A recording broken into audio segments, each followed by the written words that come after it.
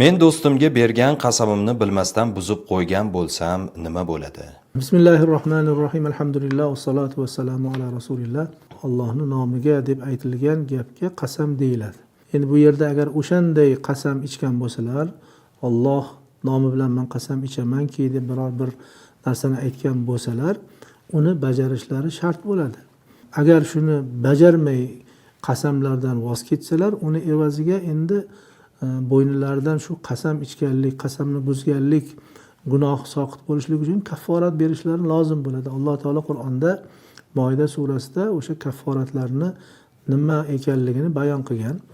Shu ma'noda endi bu yerda agar bu qasam ichdim deganda agar va'da bo'lsa, u va'dani buzganlikka hech qanaqa kafforat yo'q. Avvalo qasam ichish kerak emas.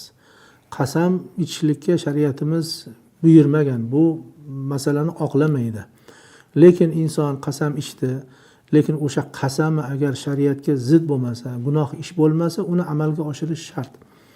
Lekin qaysidir sabablar bilan u qasamni bajarmaslik afzalroq bo'ladigan bo'lsa, qasamni buzadida o'rniga kafforat berishligi lozim. Kafforat bu 10 ta odamni yoki kiydirish o'rtacha miqdorda yoki 10 ta odamni yedirish, 2 mahal ovqatini yedirish yoki bo'lmasam 3 kun ro'za tutib berishlik bilan qasamning kafforatini ado etgan bo'ladi.